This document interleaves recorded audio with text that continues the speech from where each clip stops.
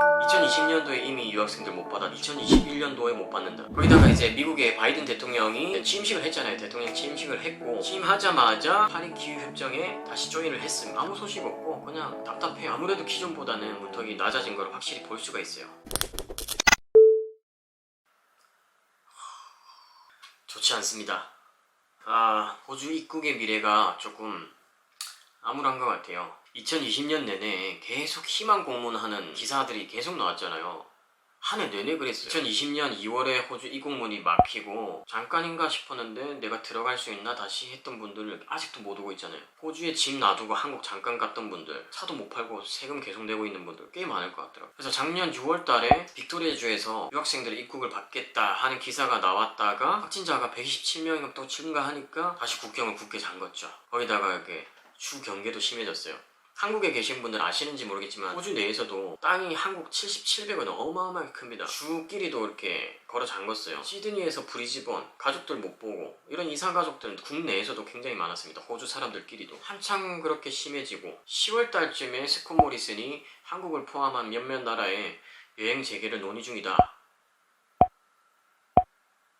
하고 논의만 했습니다. 그리고 뭐 말이 없었어요. 그렇게 결국 2020년은 끝이 났고 1월달 되자마자 영국발 코로나 변종 터졌죠. 더 심해진 거죠. 사람들이 호주를 쫄보라고 합니다. 조금만 생기면은 그냥 다 잠궈버리는 거예요. 최근에 나온 기사가 콴타스에서 7월달부터 미국이랑 유럽이랑 뭐 이렇게 티켓 판매를 시작했다. 사람들이 생각했죠. 콴타스가 정부랑 어느 정도 얘기가 됐으니까 저렇게 판매하지 않을까? 뭘 알고 저러는 거 아닐까? 모르고 그러는 거였어요. 콴타스 적자가 어마어마합니다. 콴타스 뿐이겠습니까? 지금 유학업계, 여행업계 엄청난 고생을 하고 있습니다. 지금 일단 호주 내의 분위기를 보면 국내적으로는 영국발 코로나 변종 딱 터지고 나서 분위기가 조금 더 조심스러워졌어요. 시드니나 멜번 이쪽은 무조건 마스크 써야 되고 브리즈번도 얼마 전까지 마스크 껴야 되는 지금은 해제가 됐는데 언제든지 또 생기면 또 걸어 잠글 락다운 또 할 분위기거든요. 국내 분위기 자체가 조금 조심스러운 분위기고 만약에 몇몇 국가 상대로 유학생이나 여행객을 받는다면 한국은 당장에는 포함되지 않을 것 같습니다. 왜냐하면 여러분도 아시겠지만 한국에 원래 확진자가 100명, 200명 뭐 이렇게 하다가 지금 겨울이 되니까 500명, 많게는 1000명 넘어가고 그랬었잖아요. 그래서 한국은 아무래도 조금 보류가 되지 않았나 생각됩니다. 저도 항상 이민 기사 온라인 계속 쳐다보고 있거든요. 제가 이민 영상이 뜸한 게 아무것도 없었기 때문에 너무 조용해요. 그냥 아무 소식 없고 그냥 답답해요. 그래서 제가 인터넷을 계속 보다 보니까 너무 안타까운 분들이 너무 많더라고요. 어떤 분이 이제 집 놔두고 3주 정도 한국 갔다가 이렇게 돌아오려고 그랬는데 입국이 막혔어. 그래서 짐은 그대로 있고 학업은 하다가 중단된 상태. 뭔가가 엄청나게 뒤틀린 상태잖아요. 저도 생각해보면 그레이스가 2020년 1월달에 한국에 갔다가 3주 정도 면허 따러 갔다가 도래조행에서 떨어지고 2주 정도 딜레이를 했거든요. 또 떨어졌어요. 미안. 거기서 욕심을 내가지고 면허 따겠다고 또 딜레이를 했으면 면허는 땄을지 몰라도 호주로 못 들어갔겠죠. 끔찍합니다. 그러면은 비자는 받아놨고 학비 내놓고 오빠 다 받아놨는데 학교 갈 애가 안 와. 배우자인 저 혼자 호주에 있는데 뭐 하겠습니까? 그래서 그때만 생각하면은 와 저희도 인생 완전 꼬일 뻔했다 싶더라고요.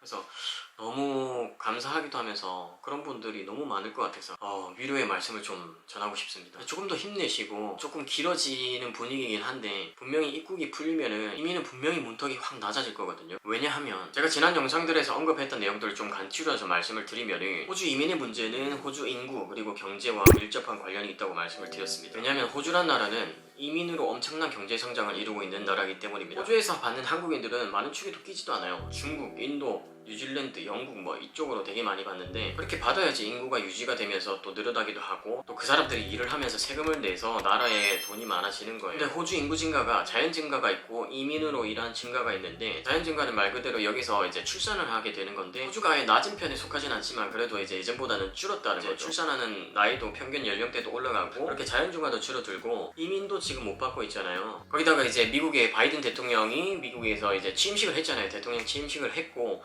취임하자마자 제가 말씀드렸듯이 파리 기후협정에 다시 조인을 했습니다. 그러니까 트럼프가 파리 기후협정, 그러니까 우리는 기후 생각하지 않고 광산 개발해서 경제를 살리겠다 이렇게 했었는데 바이든은 파리 기후협정이 다시 들면서 탄소 배출을 억제하고 기후변화를 조절하겠다 뭐 이렇게 됐어요. 제가 원래 이 영상에서 확인을 해보시면 됩니다.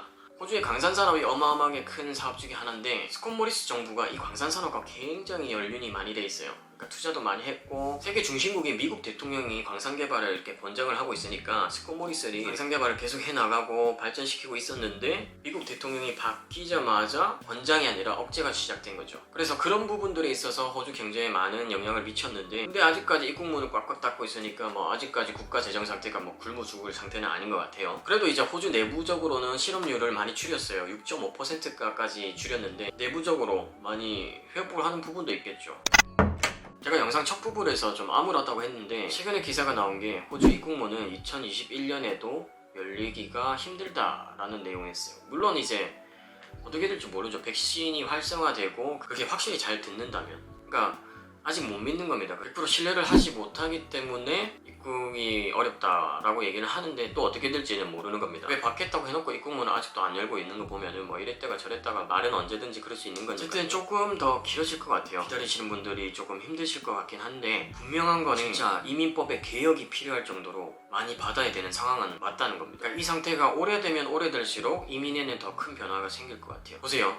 이민을 하시는 분들 대부분이 호주에서 유학을 하고 학업을 끝내고 영주권 신청하는 사람들이 반 이상이에요. 근데 2020년도에 이미 유학생들 못 받았죠. 2021년도에 못 받는다. 2020, 2021년, 2022년까지 괜찮을지 몰라도 보통 2년에서 4년 정도 학업을 하기 때문에 당장 2023년, 2024년 영주권을 신청하시는 분들이 기존에 비해서 진짜 반 이상 줄 거란 말이죠. 그러면 이제 코로나가 어느 정도 잡히고 입국문이 열렸는데 이민 신청 조건이 지금 상태라면 할 사람이 거의 없죠. 그러면 그 문턱은 낮출 수밖에 없단 말이죠. 이민성 홈페이지를 보면은 아직까지 뭐 연말 연초 12월 1월 뭐 이렇게 셧다운이 들어갔기 때문에 최근 뭐 12월 1월 이렇게는 안 나온 10월 달까지 인비테이션 라운드가 나와 있는데 독립기술 이민 미니멈 스코어 포인트가 65점입니다. 65점 가지고 독립기술 이민 189를 받았다는 거예요. 그렇다고 해서 뭐 내가 65점만 만족시켜도 되겠다 이렇게 생각하시면 안 돼요. 왜냐면 이민성에서 각 주별로 직종마다 이렇게 뽑아야 되는 인원이 있을 거란 말이에요. 뭐 퀸즐랜드 주는 간호사가 몇 명 필요하고 IT 쪽으로 몇 명 필요하고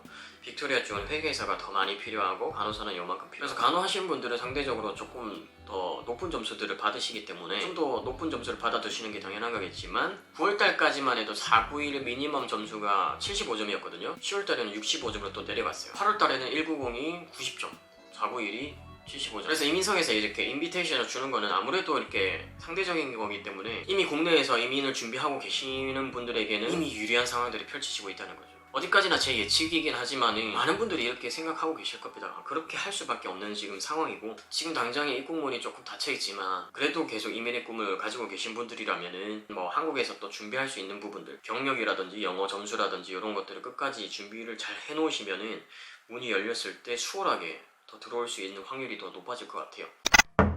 제가 호주 온 지 10년하고 10일이 됐거든요. 2011년 1월 12일에 왔으니까 그때까지만 해도 청소해도 영주권을 받을 수가 있었습니다. 457이란 게 있었고 스폰서 비자. 지금은 사라진 RSMS가 이렇게 494인데 6.0 받아야 되죠. 근데 그때 당시에는 4.5였습니다. 4.5. 그때는 이민을 몰랐기 때문에 이렇게 저도 고생을 하고 있습니다. 그래서 저희도 하고 있는 입장에서 계속적으로 도움이 되는 영상들을 업로드 할 테니까 구독 많이 눌러주시고 힘내시기 바랍니다. 감사합니다.